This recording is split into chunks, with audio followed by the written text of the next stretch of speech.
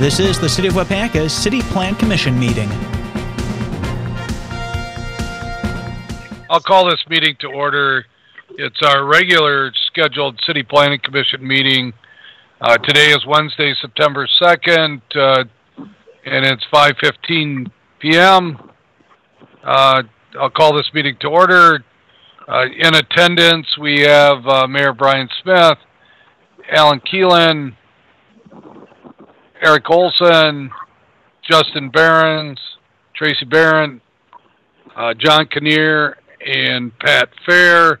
And then we also have staffed up by our city administrator, Aaron Jensen. We have Andrew Dane, and we have Jeff Sanders with us tonight. Am I missing anybody? Should be good. Okay. Justin, I'm assuming you're taking notes. Yep, I got it ready. All right. So you have an agenda that was on the website. I don't think there are any additions to that, so we would just need a motion to approve that agenda. This is Alan, so moved. Tracy, second. Thank you. Motion by Alan, second by Tracy, that we approve the agenda as printed. Discussion. All in favor signify by saying aye. Aye. Aye. Against? Motion carries. All right, we have Planning Commission meeting minutes from our April 5th meeting. I think we had a special meeting in there too, but I guess we'll approve those since they're not on the agenda. We'll just approve the August 5th minutes tonight. So, anybody want to make a motion? Eric, thank you. Second, Fair. We have a motion by Eric, second by, was that Pat Fair? Yeah, yes. Thank you, Pat. To approve the minutes from our April 5th meeting. Any discussion? All in favor signify by saying aye. Aye. Against? Motion carried. We do not have any action items tonight, so we'll go ahead and move to the discussion items. And Aaron, I think I'll turn it over to you for introductions here. Yeah, thank you, Mayor Smith. So tonight we're going to be going through a couple topics. The first is going to be Andrew Dane is going to give us an update on the comprehensive plan. We are going to be reviewing the transportation chapter tonight, which is a little shorter chapter maybe than others. So we expect to do that in about 25 minutes to a half an hour. And then Jeff will go through really two main points that were carryover from the last meeting on the zoning code rewrite. One was accessory structures and some diagrams on lots, and then another one was signage in the B7 district in the Main Street area. So those are the things we anticipate covering. We did also ask that plan commissioners take a look at the site plan review portion of the code, and also the Fulton Street corridor overlay portion. So if you guys have any specific questions, comments on that, we'll be asking that kind of at the end. So with that, I'll turn it over to Andrew. And Andrew, do you want me to pull up that PowerPoint right away? Yeah, that would be great, Aaron. So while Aaron's doing that, I'll just kind of jump right in here. I'm going to just do a really high-level overview of the transportation chapter, really skip into the goals, objectives, and strategies, and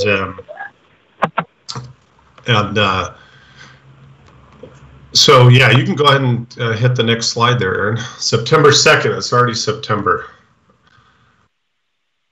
My thing's not really... there we go.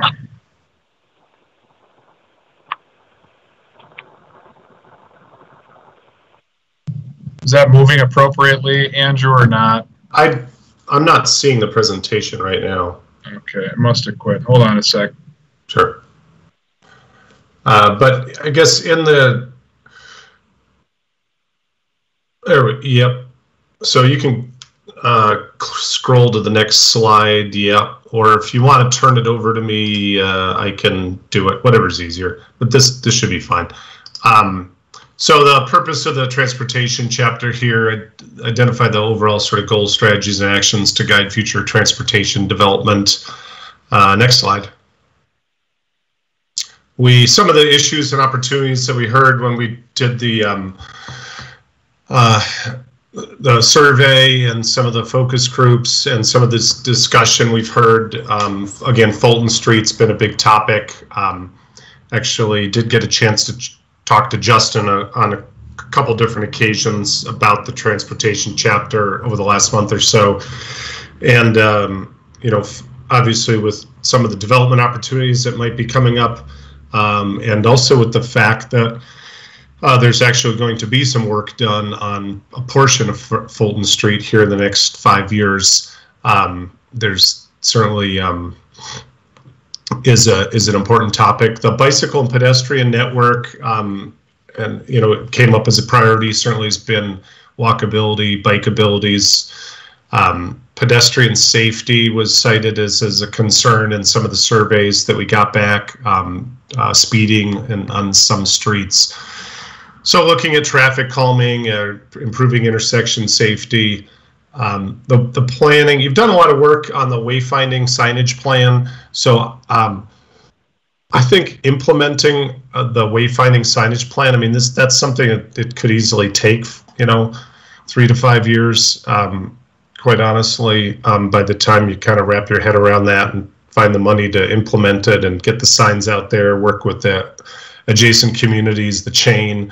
So I think that's a big issue or opportunity for us, for the city. Public transportation came up a little bit in some of the discussion and some of the survey results. And I'm so maybe taking a look at that. That's kind of a evolving field here with COVID and with a shared use mobility. But maybe taking a look at some point in the next 5 years, revisiting the city's policy with regard to the subsidization of the some of the public transit might be something to take a look at. Downtown parking is another issue. I'm just kind of curious. I know I've probably missed some other big ones here, so I just would be curious before I go on if anybody, you know, has any other big.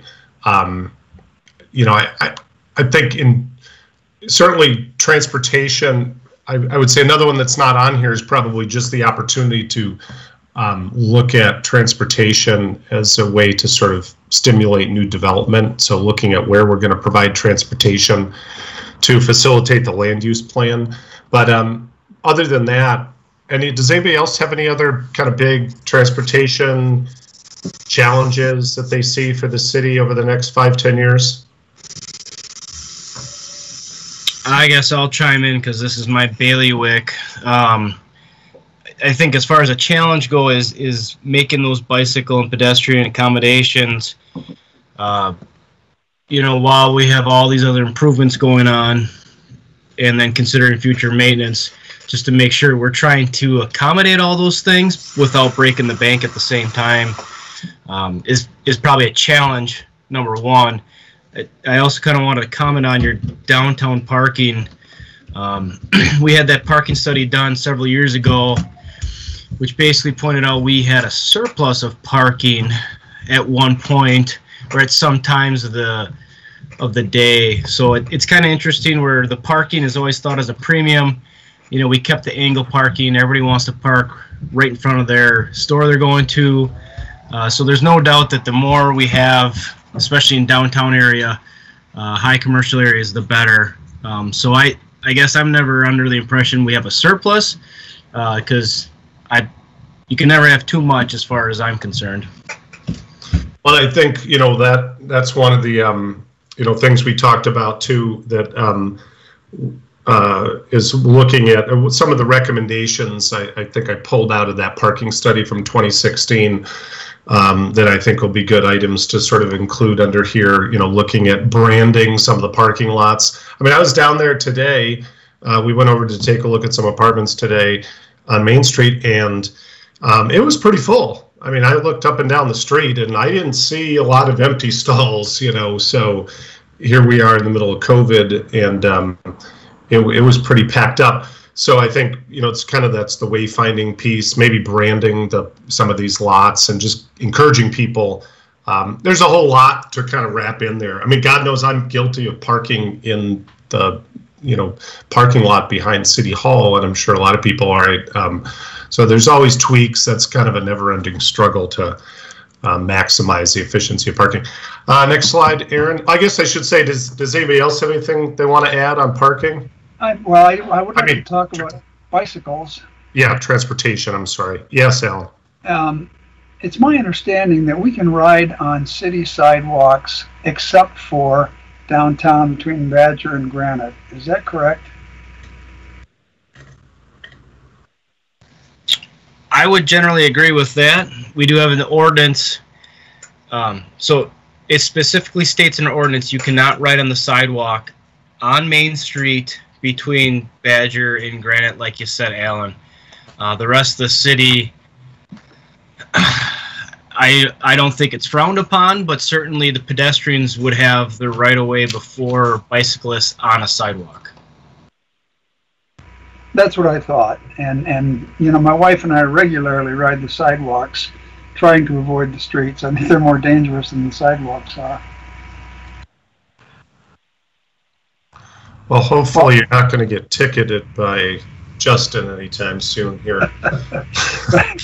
I guess what this is coming to is I'm not so sure that we do have a need for separate bicycle paths on the roadway. That's what I was coming to. Okay, gotcha. Yeah, and I think I think the city's talked about maybe doing a bike and ped plan and taking a little deeper dive into that. But I think you probably have the opportunity of a lot of residential streets that are very low volume. I mean, I think for a city like the size of Waupaca, there's an opportunity to do more, just route bicycles onto some of those quieter streets, maybe do bicycle boulevard treatments, signage, wayfinding. You may not have the need to do a lot of on-street bike lanes, straight bike lanes. I mean, certainly they can play a role. I think the big thing too, from a development standpoint, economic development standpoint, is I think the trail system that you have is really, it's kind of a hidden gem, and I think really elevating that trail network provides some what I like to call trail-oriented development opportunities. We see, I know here in Appleton and a lot of other communities where I've worked, you'll see new developments happening alongside trails. Bigger cities, you have transit-oriented development where you see development happening next to, subway stations. In more smaller communities, rural communities, oftentimes you see that on the trail network. So I think that's kind of an exciting opportunity as well. And I guess I'll keep rolling along here. If you want to hit the next slide. Now I'm going to click it into overdrive here, so we make sure we are moving along so we can catch the second half of the Bucks game. So this was just a slide that Justin shared with me. It's actually a little bit older, so I'll be updating this graphic for the comp plan to just show where what the transportation network looks like, vehicular transportation network. I think this is a little bit dated, but this will be updated to kind of show the road classifications and typologies within the city. But obviously, Waupaca's got a lot of county and state highways, state connecting highways, so that's obviously a huge part of the city's transportation mix. Next slide. Okay, yeah. All right. Do you have control of it, Andrew? It's not doing it. It's doing it without me doing anything. So wow. No, I don't. I don't think I do. It got to the right point so far. So all right, well, we'll just roll with it. So this is just the River Ridge Trail Network map. I really think, again, you have actually a really nice outdoor recreation guide that I think the CVB and Adventure down in the county and that outdoor adventure place did.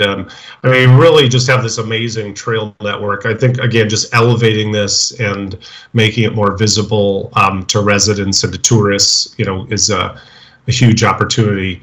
And like I said, I think this can we can think about new development occurring along these trails.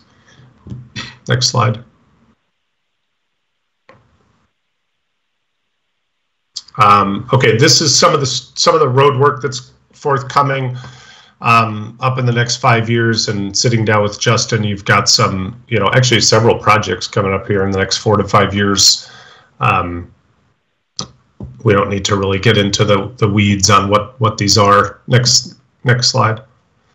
So, so just some of the goals, strategies, and actions, and maybe I'll just kind of summarize each one of these, go one by one, and then if folks have any comments.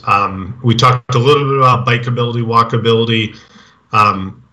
You have the county recently completed a bike ped plan, and there's also a local trails group, volunteer group that's done some sort of back of the envelope planning. In 2008 or 10, something like that, East Central Regional Planning collected some data and did some recommendations, and I believe they also have some bicycle ped counts. So I think pulling all that information together and working with East Central or internally or with whomever to pull together a bike and ped plan. I don't think it needs to be a $100,000 effort. I think that really can be done pretty cost effectively to sort of map out future trails, bike lanes, bicycle boulevards, and looking at creating that long-term vision of what that network looks like. I know, so that's probably good. Okay. Strategy number 2 was planning for future growth and development. And so this kind of ties into the idea of when we went over that future land use map in our previous meetings, we identified some new areas for growth. So I actually think one of my recommendations here, or one of the proposed actions, is to update the city's official map. This state statutes allow for creation and maintenance of an official map by the city. Waupaca has one. I don't think it's been updated for like 15 years or something. Nobody seems to be able to put their paws on it exactly. So I think dusting off that official map and then updating it to show some of these potential future not just trails, but more importantly streets, will put landowners and developers and others on notice of the city's plan, and I think that can become a helpful tool. So for example, the official map, I think it would make sense to try to maybe show some future connections north of that Kmart site, up towards north towards the river. You've got a lot of land up there that really, and I'm sure at one point in time was envisioned to be developed, and so I think we've shown that as a mix of residential types in the future land use plan, and through updating the city's official map, we could just show some ... indicate where there may be future street extensions. So I think that's would be a useful tool. And then the other one was kind of looking at Fulton Street and Churchill Street.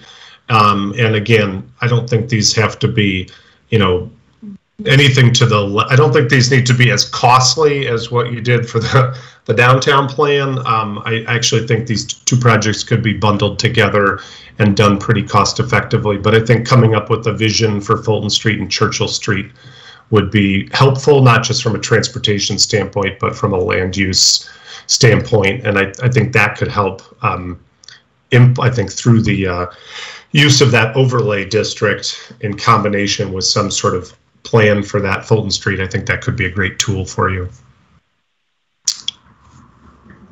All right, we'll just keep rolling through this, and then people can feel free to chime in anytime or add some comments at the end. Strategy number 3 was just maintaining existing infrastructure and just kind of continue to maintain and upgrade the street network. I should probably put something in here about, you know, update and maintain the CIP. I have not had a conversation yet with the airport commission or committee. I know you use a third party, you know, a contractor to administer the airport, but I am kind of curious, since we've got people from council on here, and those of you who probably have some longstanding background on the airport, I am kind of curious what your thoughts are on the airport.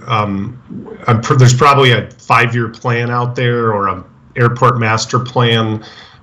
Is there anybody specifically I should talk to kind of get my paws on a better handle on the airport?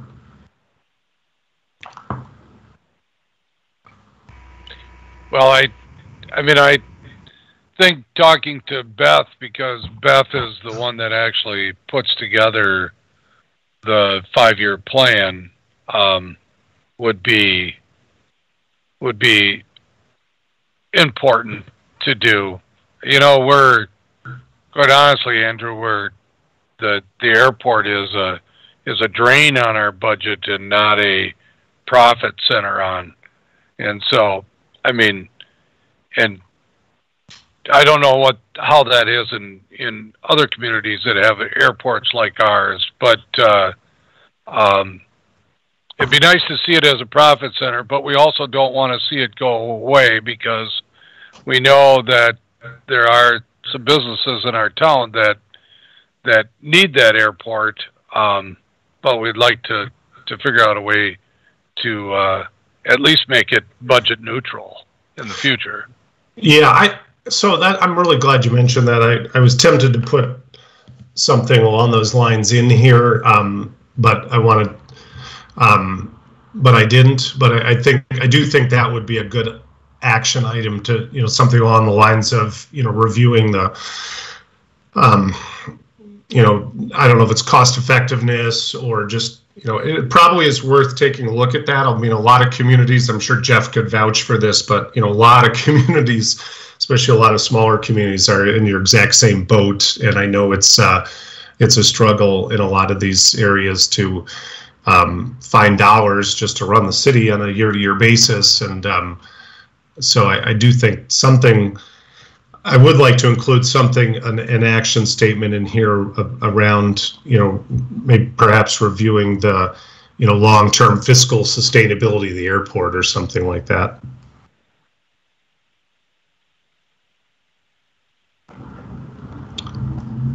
So I'm going to add that. Do you have an airport commission then? I mean, I could talk to Beth, I know, but in a sense, you know, she's sort of the administrative arm here. Who's kind of, is the airport commission, or who's the body that's kind of charged with policy and looking at the airport from a policy standpoint? We do have an airport commission, and Paul Hagan, who's on our city council, obviously, is the chairman of that. I'm sure you could get on their agenda, Andrew, and I think they do meet monthly, Aaron. Is that right? They meet every other, I think it's every other month. Oh, okay. All right. So we do struggle a little bit to get quorums for those meetings, and I know that either Aaron or Justin try to attend those meetings too, so that we're staffed up there too. So I bet you they would appreciate you attending that meeting too, with a goal there. So. Okay, good. Yeah, no, I think I would like to do that, and somehow delicately, you know, include in the comp plan here something to sort of address the point that you brought up, Mayor, because I think that's probably it's something you probably have to look at. All right, let's go next slide, Aaron. So strategy number 4 was sort of support. You know, I did heard through that survey, you know, some different levels of sort of satisfaction with the existing shared taxi service. We also heard that there was an interest in potentially looking at some, improving the shared taxi service. So a couple folks provided some written comments about, you know, having some a shared taxi or a bus route, you know, that would hit some of the, hit the veterans home, some of the clinics, medical services in the area, maybe the county. That was brought up. There was also brought up the idea of, from a tourism sort of economic development standpoint, potentially doing a trolley out to the Waupaca chain. So I thought, you know, doing some kind of feasibility study, looking at the potential for a shuttle trolley to sort of link up some Waupaca destinations in the chain made sense. And then looking at, there's actually a really good report that came out I shared with Justin. I footnoted in the report from December 2019 on kind of shared use mobility services for rural areas. So that's kind of looking at sort of micro bike sharing, micro transit, which is kind of your shared use taxi, ride sourcing, you know, technology enabled shared use mobility. So there's a lot of obviously we probably should have something in here about, you know, autonomous vehicles. I know a lot of communities will at least have something in their comp plan on autonomous vehicles. You know, the community is probably a little small to get too out ahead of the curve on some of that stuff, but I do think it's something that, you know, Justin and others should probably be staying abreast of, and maybe trying to stay ahead of the curve on. Next slide. Improved parking and wayfinding. So I just sort of lump those two together. We sort of talked about these two. This review downtown resident parking policy is a little bit of a, probably doesn't need to be elevated to a there exactly, but I know we did hear from some of the downtown residents, and as we're trying to get more people to create residents downtown and build more of a neighborhood downtown, add more people living downtown, I think the city has a pretty good policy right now to provide parking for downtown residents. But I know one of the comments I heard from folks was, well, you know, couldn't we park on the street, you know, overnight or, you know, after hours, you know, certain times of the year? I believe the answer is no currently. So anyways, that might be something, you know, I don't know how recently that's been looked at, but that might be something to revisit. Next slide. Review and update the existing transportation ordinances to support economic development and quality of life. So there's some things in here that I think are also important. You know, a lot of communities are relaxing off-street parking minimums. You guys are probably already maybe looking at this through the zoning code update, but you know, more and more communities are really relaxing off-street parking minimums and turning it into more of a market-driven decision where businesses are dictating how much parking they feel they need, and cities are kind of taking a little bit of a back seat, which is a lot of cities now are considered sort of over, you know, a little out of whack in terms of so that may be something to look at. I also put review and update street design standards. I know you have, Justin and I talked about this. Some of the current street design standards, maybe your default street widths may be a little too wide. But I think above and beyond that, what I'll be doing in the chapter is kind of talking about using that. A lot of cities have that functional road classification, but I think part of that can also be looking at sort of street design standards for different types of streets, and maybe some, you know, maybe looking at, you know, what are the applying some, whether it's street trees or street widths or sidewalk widths, right away, terrace. I think there's an opportunity to sort of come up with some street design standards. It might be somewhat flexible, but that would provide the city a little bit better foundation as you go about building more streets. Reviewing and updating the subdivision ordinances. I don't think that's being done as part of the zoning code update. Correct me if I'm wrong, but I think there will be a need to update some of these subdivision ordinances. I think in your current comprehensive plan, there's quite a bit of language in there, but it's sort of buried under development review criteria and policies.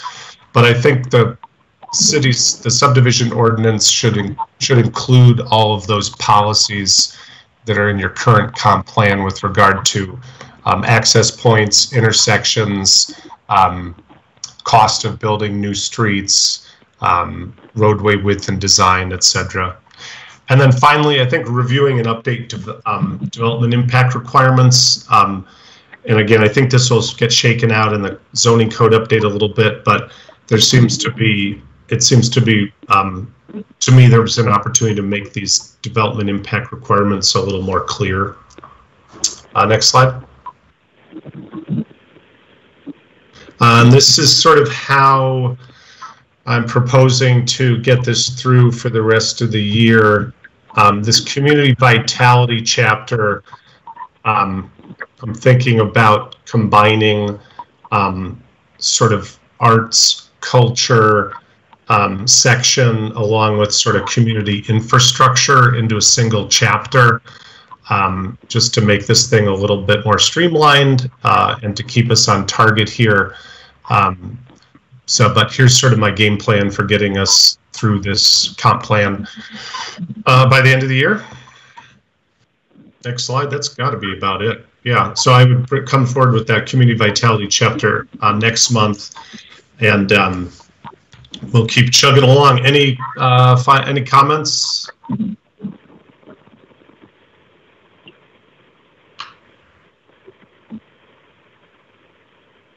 All right. I guess we'll turn it over to Jeff. We're going to dive into the zoning code.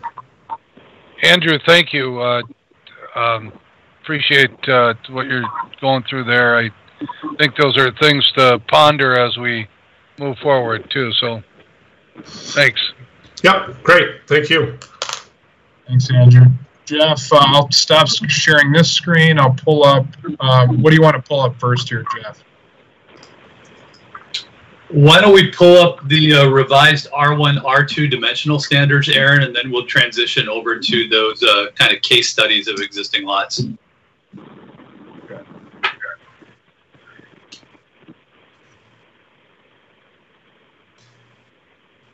And Aaron, if you could scroll down to the portion of the table that is bold font.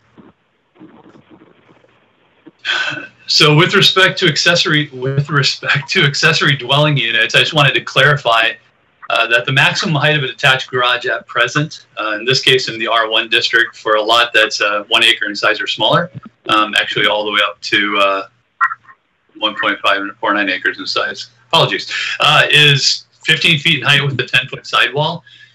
What I'm suggesting is if we're going to allow ADUs as an above garage addition, it would be a 25 feet and 15-foot sidewall limit. In terms of the maximum area, again, we're standing at 700 square feet and 25 feet maximum height. So if somebody were to build a standalone ADU in the backyard, they would be able to go up to 25 feet. If someone were to build an accessory dwelling unit that was attached to the principal structure, it would have to comply with all the requirements of the principal structure in terms of setbacks and height and that sort of thing. And then, Aaron, if you could scroll down a little bit to the notes section of this table. And you'll see the bold font there as well. Just clarifying that detached garages and accessory dwelling units shall use like materials and colors to those of the principal structure. Again, so we don't have a house that has a certain design theme or scheme, and then something completely incompatible from the for the garage or the dwelling units. And I want to stress again, this does not necessarily impact existing structures. So if somebody has a red shaker house and a blue vinyl siding garage, there's no provision to compel that garage to comply unless they were to replace the garage with another structure. The new structure would have to comply with those requirements. No more than one accessory dwelling unit allowable in a single lot. That's built into the ADU section, but it wasn't clarified in the actual tables for R1 and R2. And then no more than 3 accessory structures allowable on a single lot. Accessory structures would include a detached garage accessory dwelling units, but exclude transitory accessory structures. So basically what that's saying is if the lot is big enough, you can have up to 3 such structures: a garage, an ADU, and a pool, or an ADU, a garden shed, and a pool, or some combination thereof. Excluding, again, those structures that we won't regulate in terms of size, being the personal energy systems, dog houses, chicken enclosures, bird houses, pergolas, and that sort of thing. Any questions on that before we move over to the examples that we put together?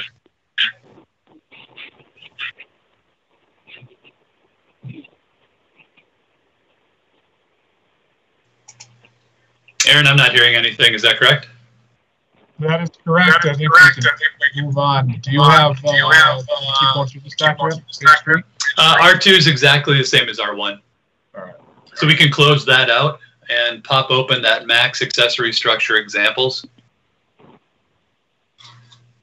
And is it possible for you to pump up the size a bit? That should do. Thanks, Aaron. So right now, if we could keep the narrative up first, I'll just walk through what these 5 case studies are going to look like. And if you could scroll to lot number 1.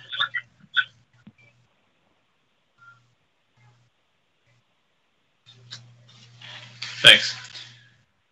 So just the color coding, blue indicates a detached accessory structure. Yellow is an ADU, an accessory dwelling unit, and green is a detached garage. So as we go through it, those are the colors we're using.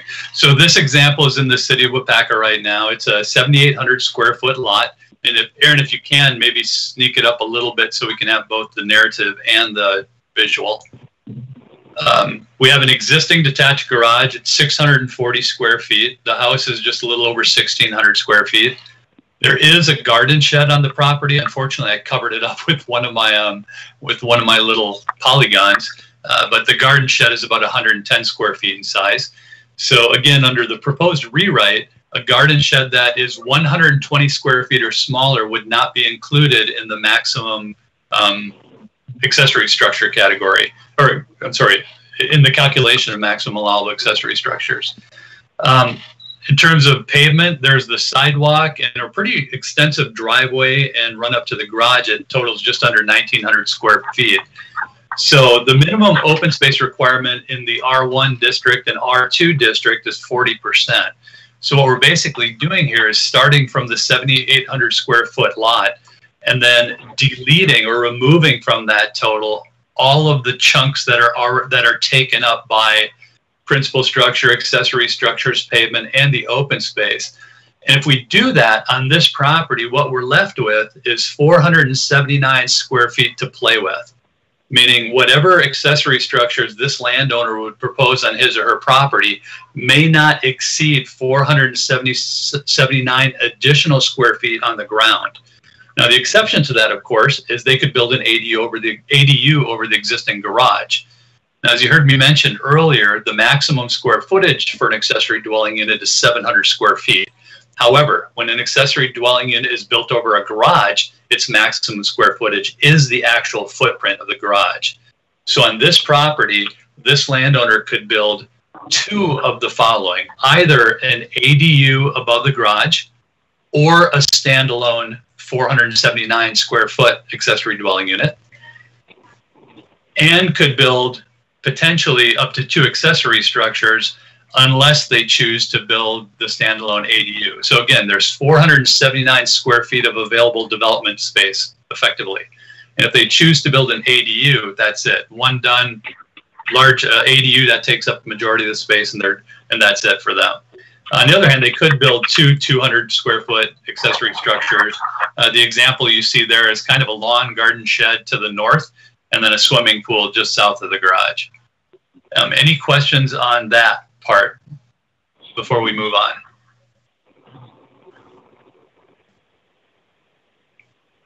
Let's go to example 2. So each of these lots gets successively larger in size, or successively larger in size. This one's 8580, just under 9,000 square feet. Again, we have a principal structure with an attached garage, just under 2,000 square feet. No detached garage, very limited pavement. You notice the house is very, very close to the street. So you have just the walk-up driveway, the walk-up pathway to the front door and the driveway. So we have here, and a minimum open space, 40% of the site would be 3432. So if you start with that 8580 parcel size, you subtract the principal structure, subtract the pavement, and then subtract the required open space, we have a maximum allowable footprint for future development and accessory structures of 2872. So in this case, they could build no more than 3 of the following. You could have a standalone ADU up to 700 square feet in size. So they could max out the allowable size for an accessory dwelling unit. And they could have 2 accessory structures, 200 square feet size. So the reason that, and you can see the note down there, I hope, the reason that you could not have a detached garage here is that red arrow to the right or to the east of the house. There's not enough space between the existing principal structure and the eastern property line to put in a driveway. So that effectively eliminates the possibility for a detached garage on this property. Any questions on this one? Maybe scroll to number 3. Jeff. Go ahead. Andrew. I'm just curious. Could you do the accessory dwelling unit with parking stalls on the first half of the ground floor, so you could sort of pull 2 cars in, walk through a door, maybe be in a kitchen / living room area, and then have your master bedroom above? Andrew, are you talking about an ADU built over a garage? Sure. Yeah, sure, if you want to call it that, or an ADU with a couple of built-in parking stalls. All right, so let me hit the ADU over the garage first. The way the ordinance is written right now, and the way every ordinance I've ever looked at is written, precludes any element of livable space on the ground floor of an ADU built over a garage. So basically, the garage, the first floor is entirely garage, but for the staircase or the stairs that access the ADU above. If it's a standalone ADU, I've never seen an accessory dwelling unit that had a parking facility associated with it, a driveway up to it. Not in Wisconsin anyway. ADUs in Wisconsin typically are pedestrian accessed, so the existing driveway serving the principal structure may accommodate a vehicle for the occupant or occupants of the ADU. But the way the ordinance is written right now is there must be a paved pathway connecting the ADU to either the sidewalk, if applicable, or to the road and driveway if there's no sidewalk. So in this case, you could put in a sidewalk between the existing structure and the side lot line because the minimum width on that would be 4 feet. Whereas the minimum width for a driveway, I believe, and Justin can weigh in on this probably more accurately than me, but that would be 10 feet. So the probability of being able to squeeze, well, there is no way to squeeze a driveway in here. So in this, at least in this, on this parcel, Andrew, there would be no parking available other than what might be accommodated in that small driveway north of the principal. That answer your question? Yeah, I guess just, and I wasn't really thinking specific to this case study, but let's just say you had enough, room and accessibility, and say, for example, somebody's tearing down their existing 2 or 3 bay garage, and they decide they're going to rebuild it, and now they find out that the city has updated their zoning ordinance, and they say to themselves, hey, I'm going to rebuild a garage. What if we have 2 stall or 3 stall garage we pull into, and then maybe we elongate that structure so that we would potentially have like a first floor, sort of like a split level ranch or something, or just like a normal ranch home where you might have a, pull in, you drive, you get out of your car, you walk through a door and you're in the kitchen. Is that it's probably more of a building code question, but would our zoning code as it's currently written have would it weigh in on that beyond just the, the bulk height requirements? The short answer is the ordinance as written would not allow that. Again, if there's a garage associated with the ADU, the garage must be on the first floor, ADU must be on the second floor. The main reason for that is you can't have an ADU without a principal structure, and you can't have an ADU in the street yard. So the only way to accommodate an accessory dwelling unit will be to have some driveway access, we'll have some, how do I say this? We'll have some paved access to the ADU, but the presumption has always been, and again, I say this now, and I bet I go online tomorrow and 10 minutes later I find something to contradict it, but ADUs are backyard dwelling units, not secondary dwelling units, if that makes sense. So the way the ordinance is written right now, an ADU over the garage is acceptable, and the ADU as a standalone is acceptable, but not an ADU that is side by side with the garage. Okay.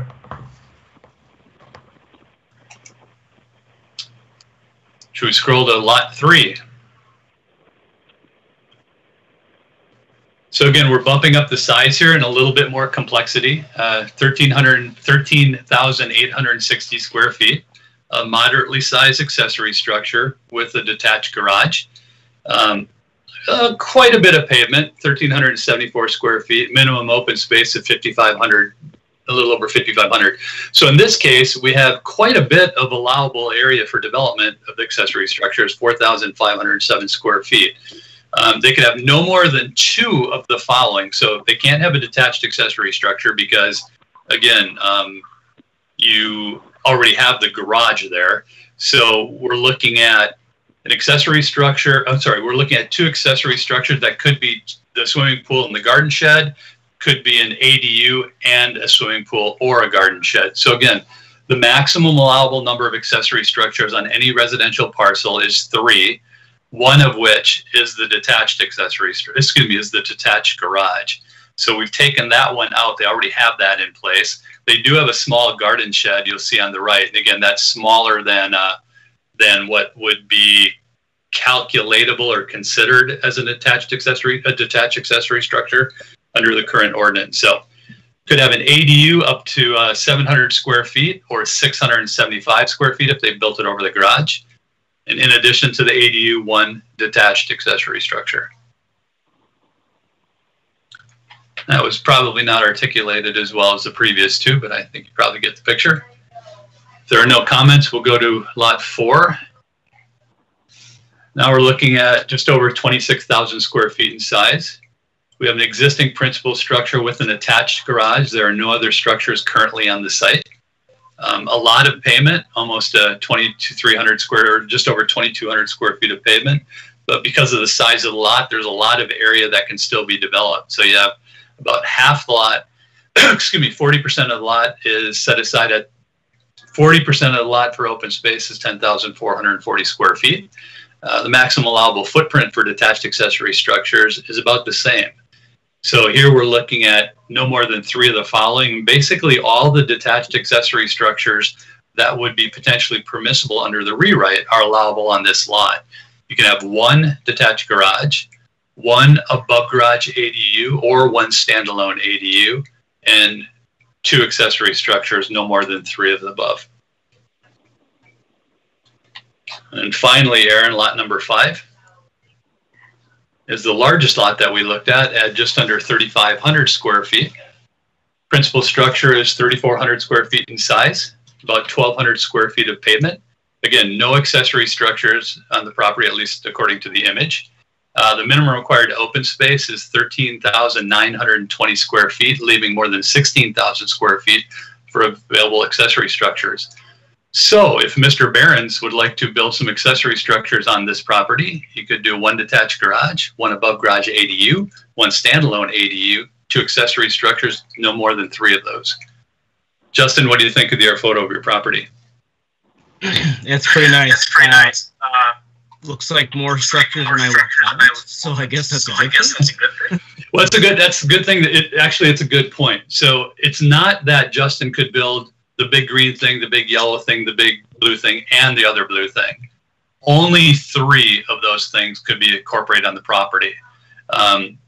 Either it would be the garage, the green polygon, with an ADU over the top and 1 of the blue structures, or the garage and 2 blue structures, or the garage and the standalone ADU and 1 blue structure, but he could not build all 4. But again, on a property the size of his, it just allows for quite a bit of flexibility in terms of maxing out the allowable square footage. So I think the main concern with staff and the initial kind of discussions with Plan Commission, Aaron, if you don't mind scrolling back to lot number 1 again, was what would be possible on a small lot. You know, could conceivably a very small lot in the city just get cram-packed full of accessory structures? And for the most part, the answer is no. In this case, again, they could do no more than 2 of the things you see, either the 1 yellow polygon, and that would be it, or they could do 1 or 2 of the blues. So you're looking at a footprint, you're looking at an image that shows a footprint of 3 structures, when in fact, only 2 of those would actually be allowable. And the other thing to keep in mind is when a zoning ordinance builds in a minimum required open space, effectively what that ordinance is saying is we will allow any level of development up to but not surpassing 60% of the site, leaving 40% preserved. With the current ordinance, and even with this ordinance, we're actually doing something more. We're saying 40% has to be permanently preserved, but of that 60%, you may not be able to use all of it, right? Because of accessory structures, the principal structure, the pavement, and all that sort of thing. So again, the worst case scenario on this lot, this 7,800 square foot lot, would be 2 of those 3 things that you see before you. And then, Aaron, if you wouldn't mind scrolling to lot number 2 again, and the other lot that's pretty small. The worst case scenario for lot number 2 would be either the standalone ADU that you see, or the standalone ADU and or 1 or 2 detached accessory structures.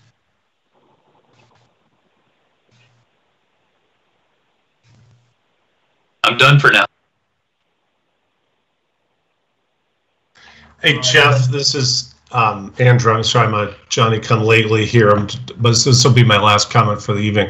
On maximum, when it says ADU max 700, is that max 700 as in, you know, both stories? If it was a 2-story structure, like 350 per floor, or is that just the footprint? Good question, Andrew. The maximum allowable number of structures for an ADU is 1.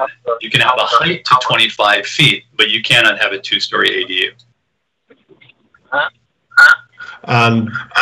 But you could have a 2-story garage with parking underneath and your ADU above. That's correct. You can build an ADU over a garage. That's correct. And then what would be the max square footage of that structure? The maximum square footage of the ADU would be whatever the footprint of the garage is, and then again, the maximum height would be 25 feet. So then it would just be double, right? Because I mean, say if you had a 30 by 20 first floor garage that's 600 square feet, you can build above it, so you can potentially have a 1,200 square foot structure. Yes, in terms of accessible square footage, the zoning ordinances, this zoning ordinance and most zoning ordinances focus on the footprint of the structure. Because again, from an impervious surface standpoint, a 1-story 700 square foot footprint and a 4-story 700 square foot footprint have generally the same impact. Now, obviously, the taller structure would have external impacts on adjoining properties, which is why you set a height max. But good questions, although, again, ADUs would be limited to 1 story. The ADU itself. Okay. Yeah. I should snap a picture of my neighbor to read his. He has lived in a pretty small lot, fairly small lot in the city here, and he just did a 3-bay garage in his backyard. It's got a narrow driveway that skirts the property boundaries, and the 3-car garage is sitting in the backyard. It takes up a fairly good chunk of the backyard, and then he's got a 2nd floor, master bedroom essentially is what it is. But I think by the time you get a 3-car bay garage, it's got to be at least 600, 30 by 20, 25, something like that. So it ends up being probably close to that 700. Anyways, that's my own comment, and I'll let you guys deliberate. Thank you.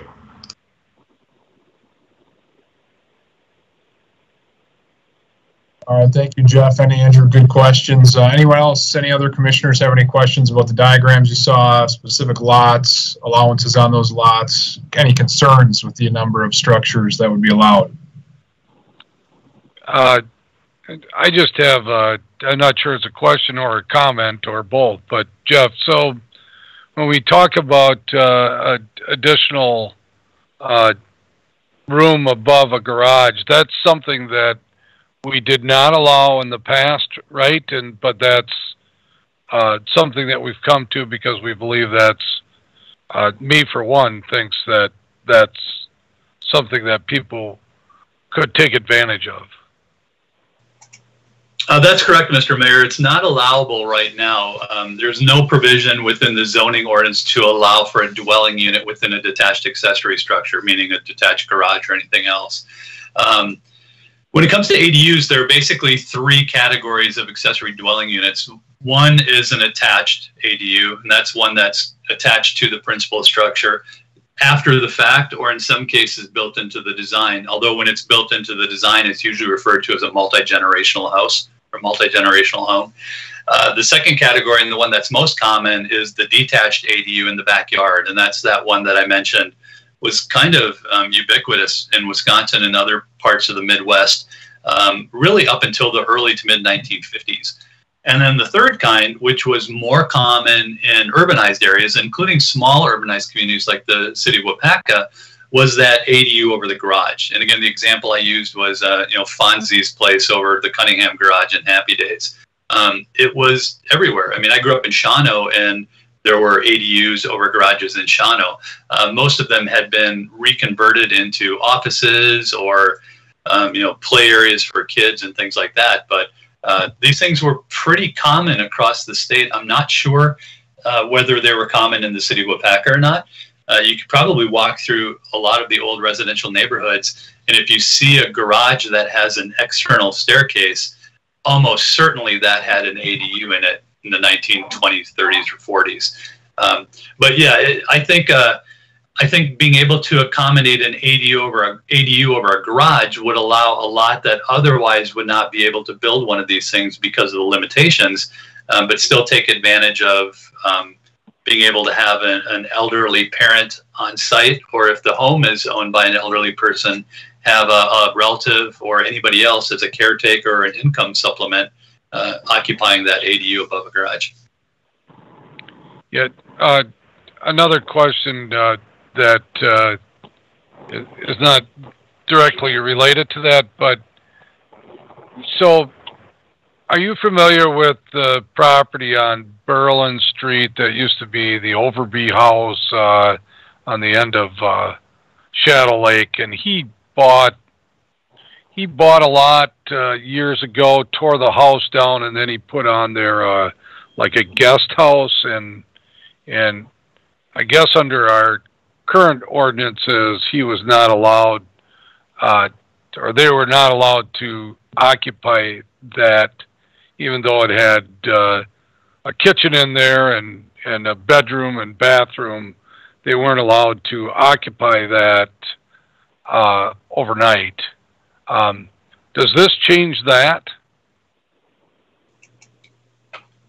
Mr. Mayor, I'm hesitant to respond because I'm not familiar with the specific property. So I'll give you a kind of general response to that situation that has occurred in other communities I've worked with.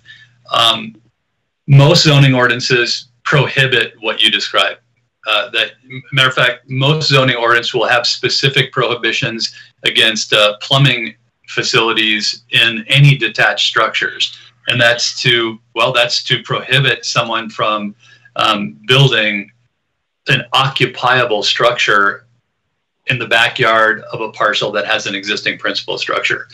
Now, the whole ADU concept runs, contrary to that, right? It's saying that for senior living options, for affordability, for just a variety of reasons, there are benefits that can be accrued. There are benefits that can be appreciated by a community when they allow ADUs.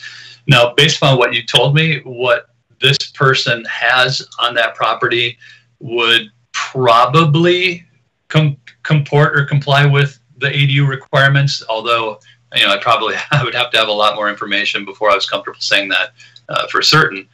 But yeah, I do suspect that what was built in violation of the code, based upon the incredibly limited information I have. Yeah, well, no, I agree. I mean, there's no doubt that it probably did not meet the code. I was just wondering if changing what we're talking about now, if that actually does change the code. That would allow that. I would bet that if it doesn't slide right in, assuming that the Plan Commission and Common Council adopt the ordinance and it's written on its current form, if it doesn't fit comfortably within the requirements of an ADU, for instance, if it's 800 or 900 square feet, there would be no real way of approving it. But if it fits within that 700 square feet max, there might be some additional changes that would be required to comply. But again, I can't respond any more definitively than that based upon my utter lack of information. Sure, I get it. Thank you. You're welcome.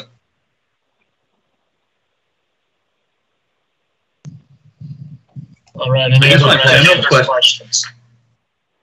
My general question to the Plan Commission as a whole is: did the images confirm whatever opinion you had about ADUs, or if you were leaning for ADUs, did any of the images kind of slide you over to potentially leaning against?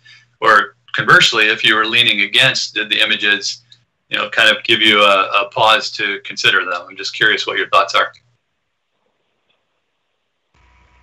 Personally, I've always been in favor of ADUs, and when we enacted the ordinance for large garages a few years ago, it was John Adelbeck who really prohibited any dwelling unit above a detached garage.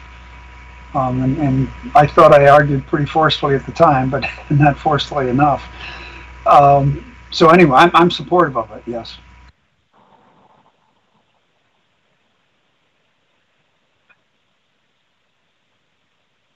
I can, maybe I'm understanding the question a little bit differently. I do like the idea of the examples that you gave, so that it gives us a picture of what it might look like on the lot if you're to do one structure, if you're able to do one or two or three. I do like how that looks.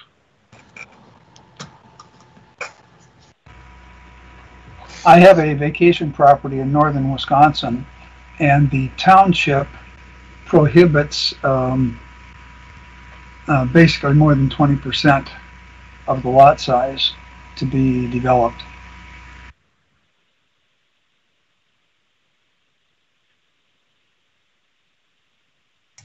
Yeah, Alan, that's very common on lake lots and lots associated with water and other open spaces where The goal is to maximize pervious surface and minimize impervious surface just for water quality and aquatic and habitat benefits.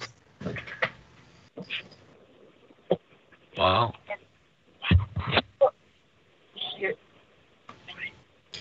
So in the accessory dwelling units, is it required to have sewer and water plumbing there? Absolutely. It would have to comply in every respect with the Uniform Dwelling Code. So is that typically plumbing ran from the primary structure to the accessory structure? Sure. That is the norm, Justin. I'm not sure that it's the only option, but the only way for an ADU to exist is as an accessory to a principal structure. And generally, the utilities... Yeah. Excellent question. I tell you what, let me get back to you on that. My understanding is the utilities are associated with the principal structure. Again, I suspect when I look around and snoop around tomorrow, I'll find exceptions to that. But that's certainly the understanding I have with respect to the communities that have done this. I would guess maybe some of John's concerns were maybe rooted along the lines of utility requirements, you know, plumbing code, that sort of thing. It seems to be a little bit of a trickier situation trying to have a secondary structure also be plumbed out correctly, safely, and within the regulations of state statutes.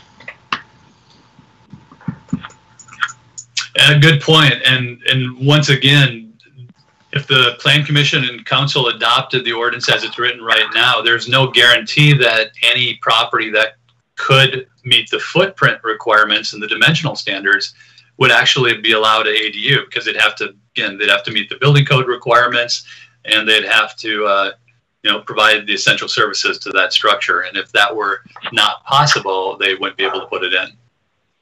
Okay, that helps at the end there, Jeff. Thank you. You're very welcome. Are you concerned that you're not going to be able to build a granny flat in your backyard? No, I'm thinking just about the utilities, issues with misbilling, stealing water or double connections on one property. You could potentially have more than one meter per property now, which really kind of adds, it just adds layers of issues to a utility. Yeah, and again, the knowledge I do have with respect to the utilities servicing ADUs, and it's limited to a half a dozen or so communities, but just the understanding of how the provision and billing of the utilities works, it seems to me that the only real way to make it work is for that accessory dwelling unit to be completely and entirely accessory to the principal, which means it would be up to the owner of the principal structure. If that accessory dwelling unit were a renter, occupied by a renter, it would be up to the owner to determine determine how he or she accommodates electric and water and that sort of thing. I'm not saying that it can't happen, but I can't imagine it would be a good idea to have separate essential services associated with an ADU. Agreed.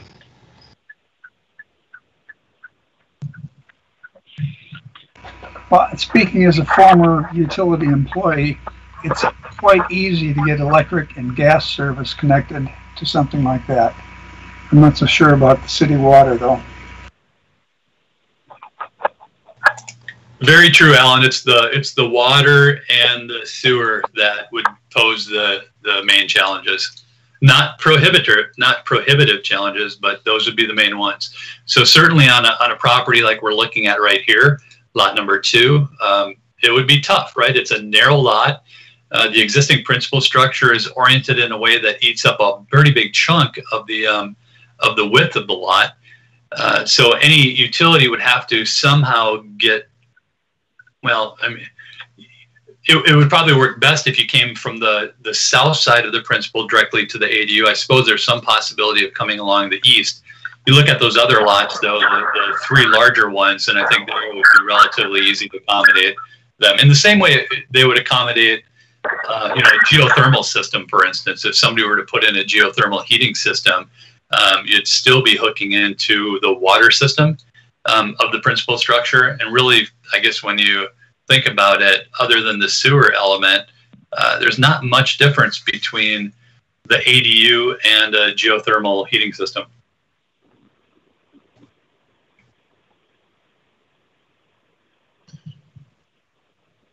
All right, questions, guys. If there's no other questions on this, I think, Jeff, you were going to cover signage in the downtown area, wall signage specifically. Right. So, as you recall, we walked through the comparison of wall signage requirements under the current ordinance and the proposed ordinance last week. And the question that came up, well, there are two questions really. One was, you may recall that the lots that would be most adversely affected by the new ordinance requirements would be those lots that have very limited frontage on a road. And the vast majority of those are located downtown. So the example that we used was JR's Lock and Key. JR's Lock and Key was a 25-foot wide frontage. The current ordinance allowed for, in my memory, something like 100 square feet of signage, and the existing ordinance would cap it at 25 square feet. So certainly if you're the owner of a business like JR's, or the owner of JR's, seeing a 25-foot limitation where you previously could have had something potentially over 100 would be viewed probably negatively. So that was one aspect of the current, of the draft regulations we addressed. The other one was the issue of murals. So again, as I mentioned, with the content neutrality requirements from the Supreme Court's decision, there can be no regulation of murals apart from signage. If you're regulating a mural as something other than signage, you're actually regulating the content, and that's prohibited. So if we were to adopt the ordinance that exists right now, the draft ordinance that exists right now, there would be no murals allowed downtown that would exceed the one-to-one relationship between the square footage of the mural and the street frontage. And that probably, I shouldn't say probably, that may not be what the Planning Commission and Common Council prefer. So what Aaron and I talked about, and what I believe to be the easiest, most legally defensible option to address larger signage downtown, whether it be commercial signage or whether it be murals, is to set separate standards for the B2 district and the B7 district. So the B2 district is the central business district. B7 is the riverfront district. And we could pick a number. We could say something like, no structure within the B2 and B7 district may exceed 300 square feet in wall signage, or 400 square feet in wall signage, or 225. And we could set that standard specific to the B2 and B7. It would be less limiting than the current regulations, certainly less limiting than the proposed regulations that are based upon street frontage, would allow for creativity in the artwork element of murals, but would also allow for rather large commercial signage. So you could have potentially the entire facade of a business like JR's Lock and Key being a sign. I should say the facade, a wall of JR's Lock and Key being a sign for JR's Lock and Key that encompasses the entire wall. Does that make sense?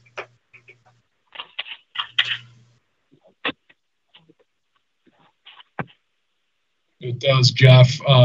Does anyone have any thoughts on that about I know when we looked at the examples last week, it was kind of obvious that this was the district that was probably hurt, or these types of properties were probably hurt in the new. When I say hurt, I mean it was more restrictive, as Jeff had said. Do you guys? Just be kind of good to hear. Do you guys agree with a separate set of standards exactly as Jeff has outlined?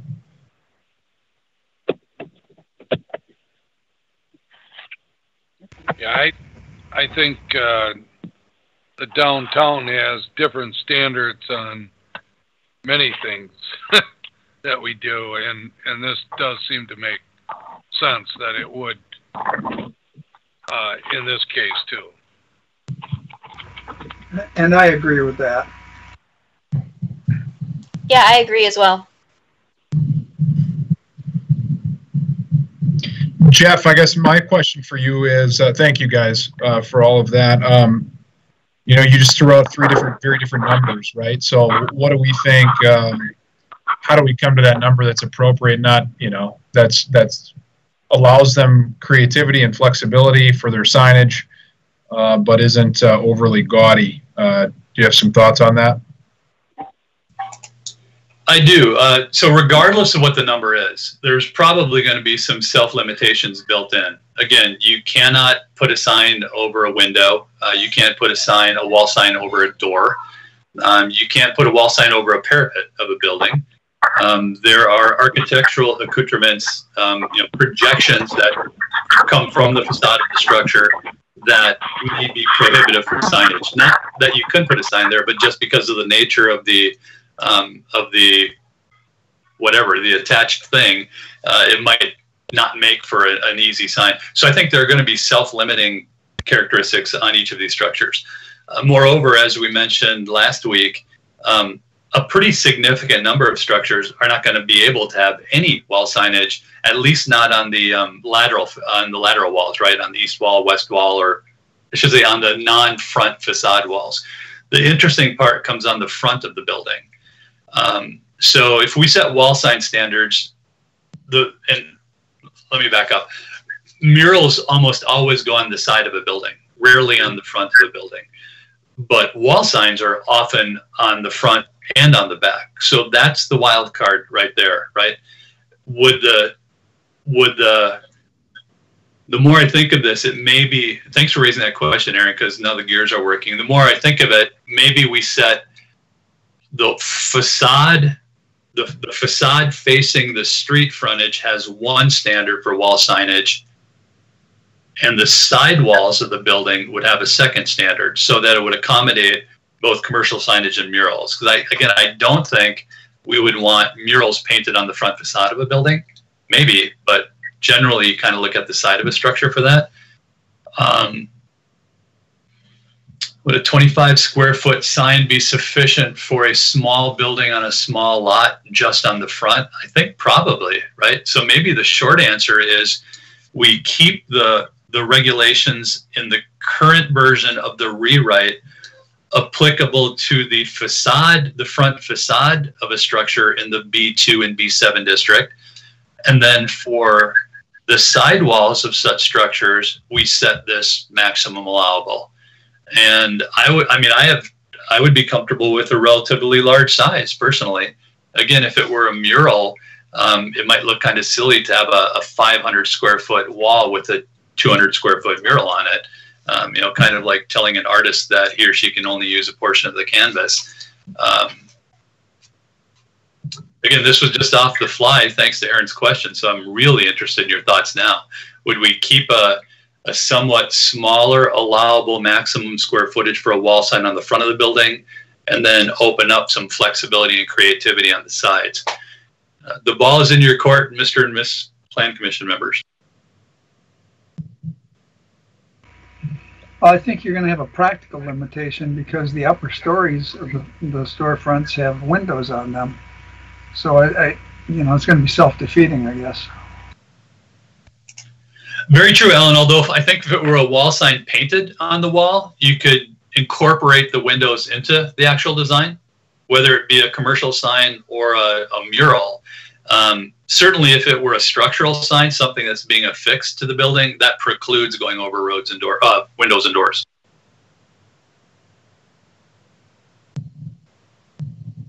I think I look at the... Go ahead, Mayor. Oh, sorry, Aaron. I think I look at the common sense part of this, and I agree with you.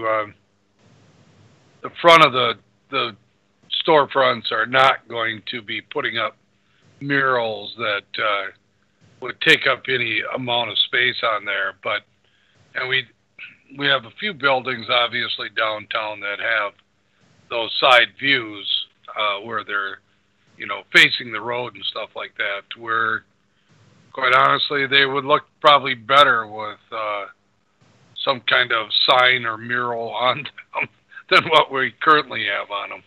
So, yeah. Yeah, that's a good point, Mr. Mayor. One of the things that we've noticed, certainly in my community, Appleton here, I think Andrew has left the building, but the moment communities either accommodate murals within their ordinances or in some way encourage or incentivize them, they start to pop up. And in many cases, the murals are, I don't know what the appropriate term is. They're not paid for by the building owner. They're paid for independently by local art groups. Maybe it's a high school art class that, you know, adopts a side of a building and paints a mural on it. It becomes kind of this fun, organic thing. It is important to have a design review element as part of this. And again, I want to stress that we can't regulate the content, with some exceptions. There are some exceptions associated with inciting violence, profanity, but very, very limited, because again, the First Amendment attempts to accommodate a whole heck of a lot of speech. So the possibility of murals going up in the city of Waupaca that not everybody finds appealing would be quite high. But then again, that would be the case right now too. Although the murals would be smaller just because of the current zoning limitations. I know, for example, there is a mural in the city of Appleton that has some strong opinions on both sides about it. So I wouldn't be surprised that something like that, I shouldn't say I wouldn't be surprised. It was almost inevitable that something like that would occur in Waupaca as well. But the current ordinance wouldn't be allowing something or discouraging something that could not happen right now anyway. Go ahead, Justin. I would just like to comment that with our arts group, I mean, as active as they are in our community, all the things they've done around here, it'd be a big mistake for this plan commission to not allow murals, but definitely to some of Jeff's points, we need to be careful about what we allow, how we allow it. My experiences with the arts group, you know, mainly on Arts in the Square and some of the projects they've done, they've been very workable to, I guess, making something that's an asset to the community, is not offensive, doesn't make people think, oh, what the heck were they all thinking? So, I mean, I think we're pretty safe here in this community right now to allow this, but, I mean, certainly in these times, we need to be careful on how we do that. So Justin, good point. I agree. And there's momentum right now. You know, right now we have a group that's looking at putting a mural in a specific place on one of the larger side walls of a Main Street building. And we've had a couple go up lately. Jeff, you talked about the design review element of this, and I think in our past conversations, and if I'm hearing you correctly tonight, you're saying that, let's say we come up with this, you know, sidewall square footage limit, and let's say it's big enough to where we feel that our artists within the community can do what, you know, we're not handcuffing them. But something that's come up lately is, you know, guidelines for city, you know, mural guidelines within cities. We've seen Stevens Point evidently has some, Green Bay has some, Ashland has some. In my previous conversations with you, that, and I think what you just said, those guidelines are not necessarily legally defensible to have in place. So am I correct in saying that? Partially correct, Aaron. So any guidelines that attempt to regulate the content of a mural or the content of a sign are clearly in violation of Reed versus Town of Gilbert, with some exceptions. So you can regulate signs that are distractive or a public safety issue. For instance, you can't You can't create signs that replicate traffic signs, yield signs, stop signs, that sort of thing. You can't create signs that, again, I want to, we will vet this before we go. There's certain, you can't scream fire in a crowded movie theater, right? The First Amendment doesn't protect that. There are elements of that that can apply to guidelines for signage and for murals. The two that I mentioned earlier, you can't do something that incites violence. You know, you can't put up a sign that says, be mean to this group of people or be mean to that group of people. You also can't put up a sign or a mural that is blatantly pornographic. Now, the question of where the line is between expression of First Amendment artistic rights and blatantly pornographic is not well defined, right? I mean, the famous Supreme Court justice in the 1920s said, when asked to define pornography, he said, I don't know how to define it, but I know it when I see it. And there's that element that still exists. So, and there's something called community norms and community values that can play a role in it.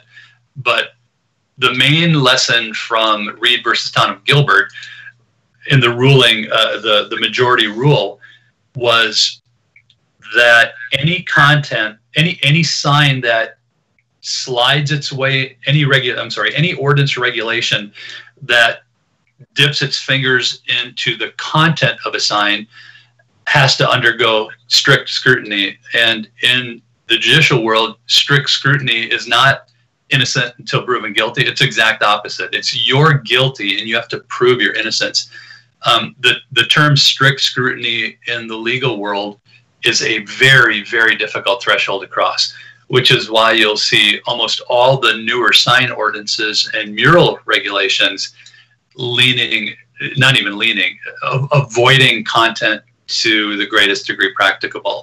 It's the reason you can't use terms like directional signage anymore, because a sign that's called directional signage is a content-oriented sign.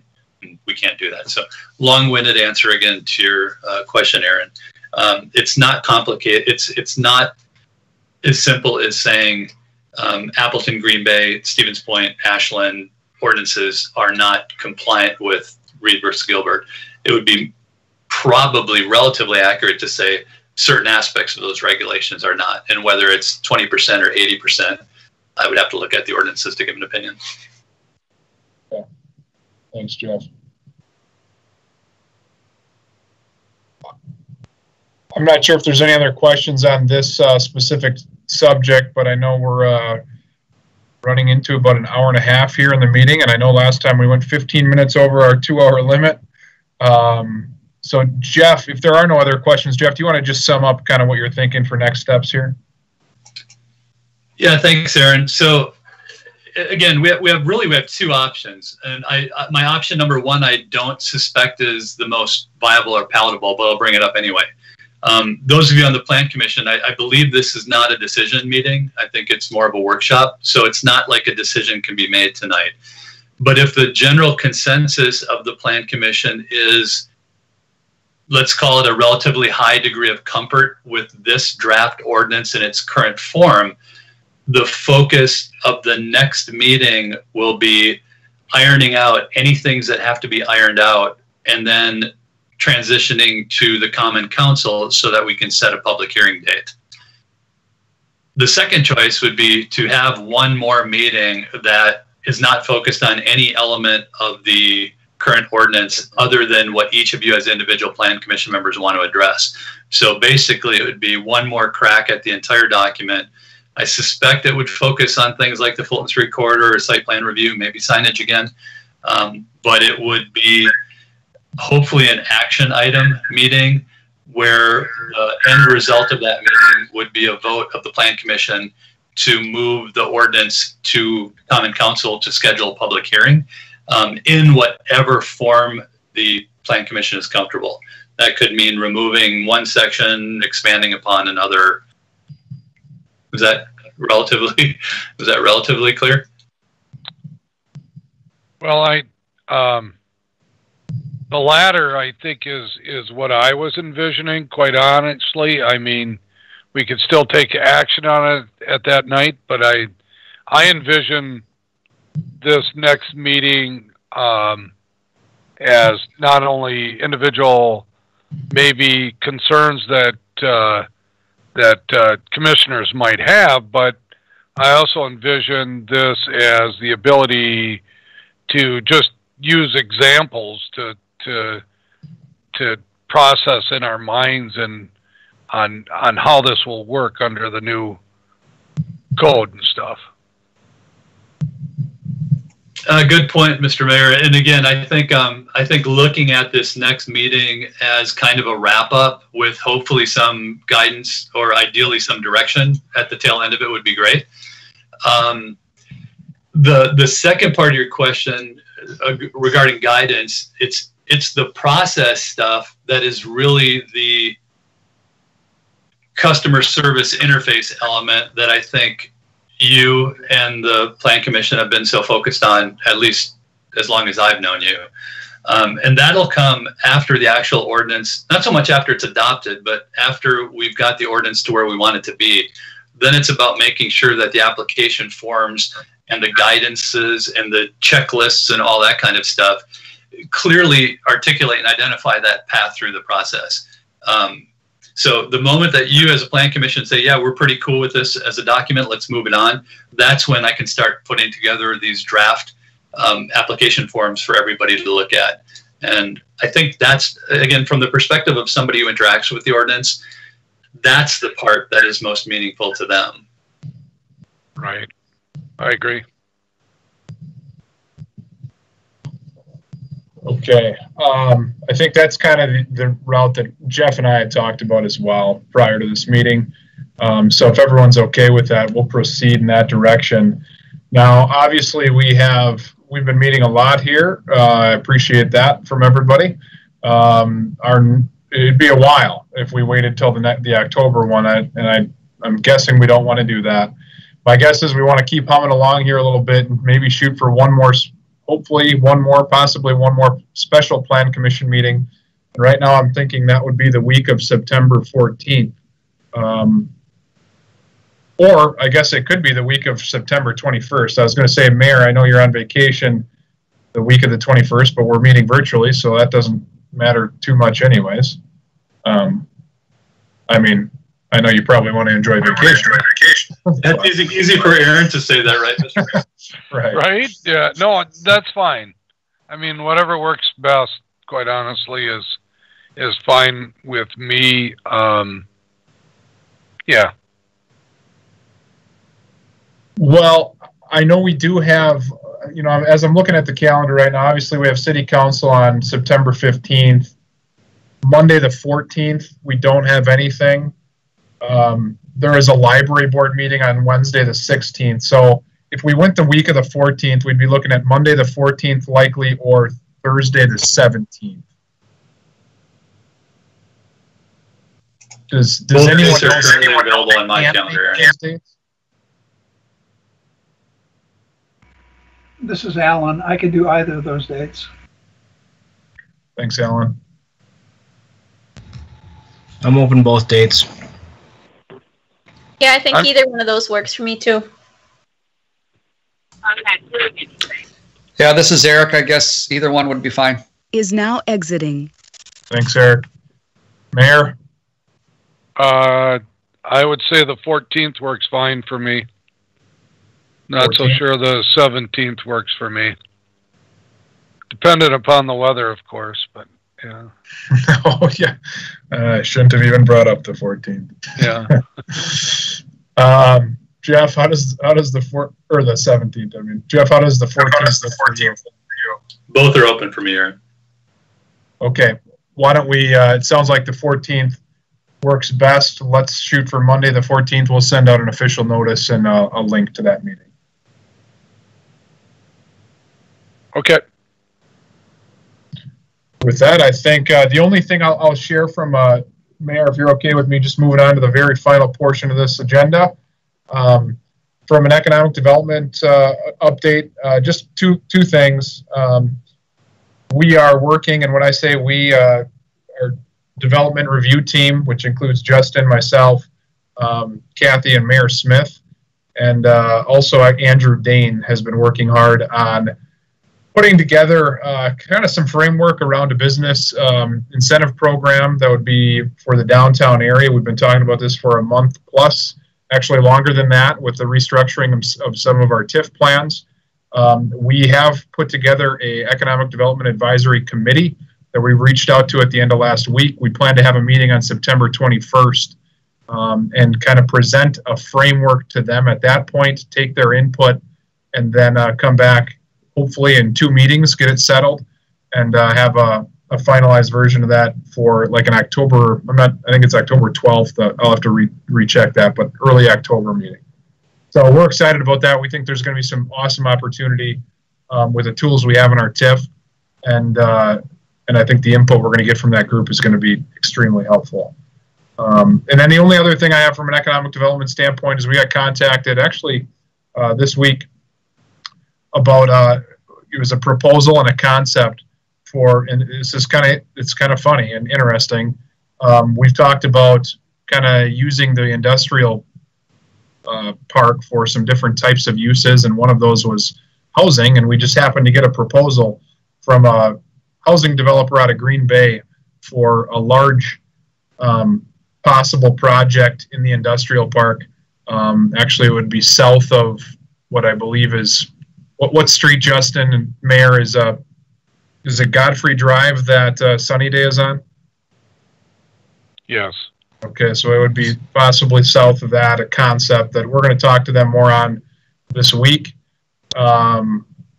So, you know, obviously that doesn't meet our zoning currently, but Andrew talked last time about, I think the regular meeting in August, about the future comp plan, how something like that maybe makes sense for us.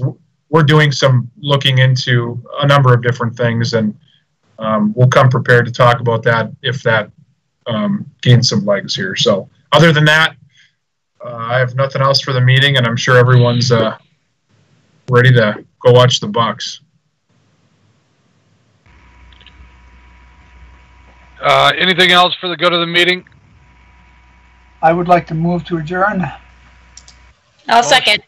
Motion by Alan, second by Tracy, that we adjourn this planning commission meeting. All in favor signify by saying aye. Aye. Aye. Against? Motion carried. Have a great night. Drive safe. Go Bucks and Brewers. See you, everybody.